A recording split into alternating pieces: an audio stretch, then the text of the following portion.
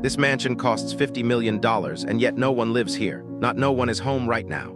Not the owners are traveling. No furniture moving in. No lights switching on at night. No deliveries at the gate. Just a property with a price tag that belongs to a different universe, sitting in the most ordinary way possible, empty.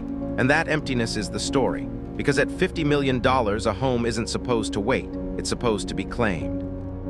At this level, the buyers aren't browsing. They're curating. They don't need convincing that luxury matters. They need the right kind of luxury in the right place with the right feeling. So when a mansion like this remains unoccupied, the question is, why hasn't it sold? The question is, what do buyers see here that the listing photos refuse to admit? From the outside, everything looks like certainty. The driveway is long enough to create separation from the world. The facade is composed, symmetrical, almost institutional in its confidence. Perfect stonework, perfect landscaping, mature trees positioned like they were placed by a cinematographer. The kind of entrance that says you've arrived somewhere you're not meant to stumble into by accident. And the location, on paper, is exactly what the ultra-wealth wants. Close enough to major life to be convenient, far enough to be invisible. The neighborhood is quiet in a way that feels engineered. Not silent because nothing happens, but silent because everything that happens is behind walls, gates, and layers of discretion. This is the dream: privacy without isolation, grandeur without chaos, prestige without effort. In other words, this place should be irresistible. But luxury real estate isn't purchased with logic. It's purchased with emotion wearing a tailored suit. It's bought with a feeling, the moment someone steps out of their car and thinks, this is mine. And for some reason, that moment isn't happening here. Step inside and the scale immediately rearranges your sense of proportion. The ceilings are higher than they need to be. The hallways are wider than comfort requires. The rooms don't simply open, they expand. The materials are expensive in a way that doesn't ask for approval. Stone that looks quarried from a mountain with a private name, wood that's been treated like sculpture, glass that turns daylight into an architectural feature. There's a kitchen that resembles a private restaurant. A primary suite that functions like a luxury hotel floor. Bathrooms that feel less like rooms and more like curated spaces meant to be photographed. Closets with their own lighting design. A theater, a gym, a spa, maybe even a wine room built to impress someone who doesn't drink. And it's all immaculate, too immaculate. Because something happens in certain ultra-luxury homes. They cross a line where perfection becomes sterile. Where the absence of human mess doesn't feel refined, it feels like nobody belongs here. The silence is different inside a big house. In a normal home, silence is peace. In a mansion like this, silence can feel like distance. Sound gets lost. Warmth doesn't travel. You can stand in the middle of a living room the size of an apartment and realize your own footsteps are the only evidence of life. Luxury at its highest level is supposed to create comfort, not just visual impact. Comfort, ease. Intimacy even at scale. But here, the scale wins. The house feels like it's waiting to be used properly, like it expects a lifestyle to arrive and fill it in. And that's the contradiction. At $50 million, you're not just buying space. You're buying alignment. You're buying a home that makes sense with the way you actually live. You're buying something that feels inevitable, not something that feels like a project. The listing price promises one thing: ultimate desirability. But the lived experience hints at another: ultimate performance. And performance is not the same as livability. There are subtle issues that don't show up in glossy drone shots. Privacy, for example, isn't only about being hidden from the street. It's about how the property is exposed from within. Where are the sightlines? Can the neighbors see into the pool at certain angles? Are there parts of the backyard that feel open in a way that wealthy buyers find unacceptable?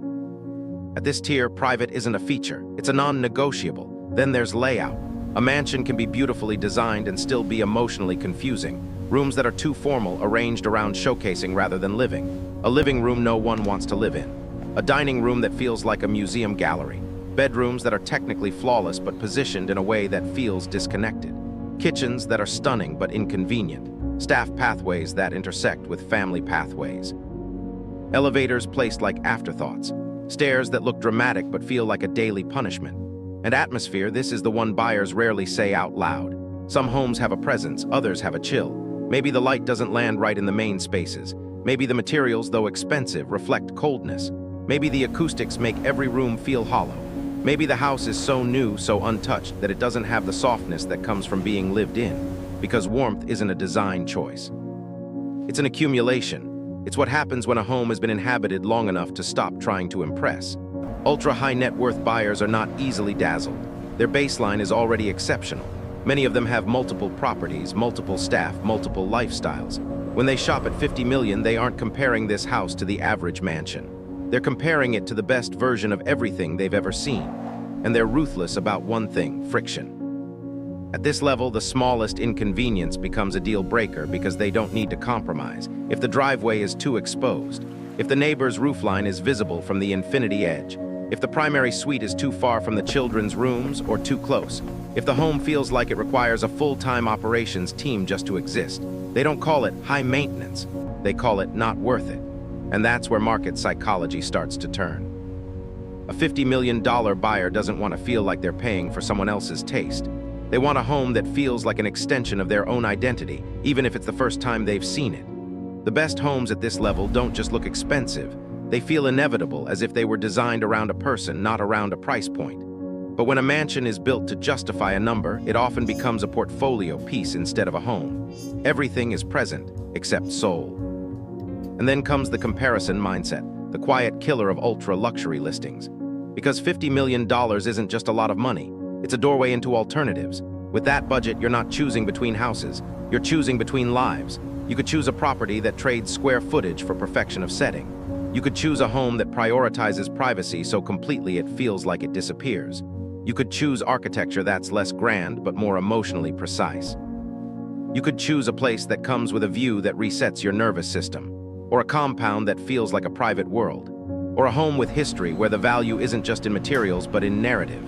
And when a buyer stands in this mansion and feels nothing, the question becomes impossible to ignore. Why this specifically?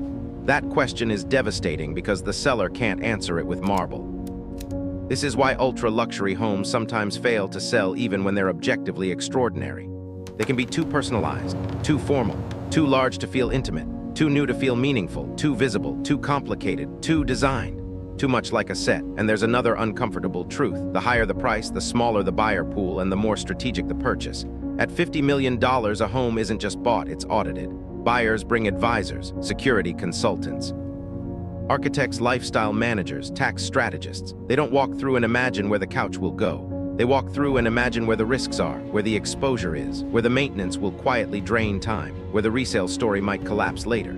They're not only asking, is this beautiful? They're asking, is this smart?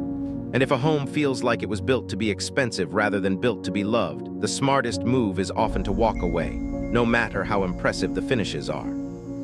So the mansion stays empty, and emptiness has a way of changing the story. A house that's lived in feels verified, a house that's empty feels questioned.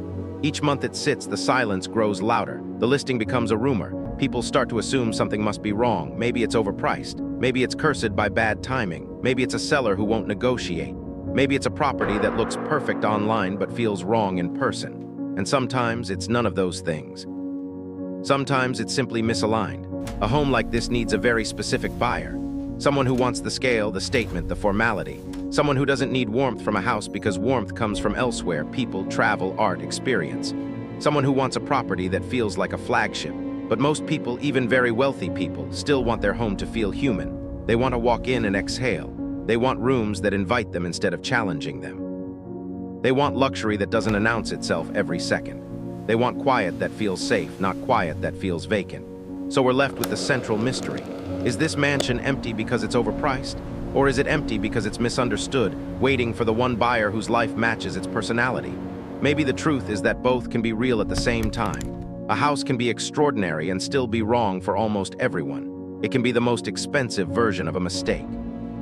Or it can be a masterpiece that simply doesn't translate through photos. And that is the strange tension at the top of the market. Value isn't only about materials or size or even location. Value is about fit. When a home costs $50 million, it's not supposed to feel like an echo chamber. It's supposed to feel like a conclusion, the final answer, the place you land when you have the power to choose anything. And yet this one sits, empty, silent, perfectly maintained, unclaimed. Which means the real question isn't what the home is worth. The real question is what it's missing. So if you were the buyer, the one with the ability to say yes or no, would you see this mansion as an overpriced monument to excess, or a misunderstood work of luxury that simply hasn't found the right owner? Be honest. Do you think it's worth $50 million or not?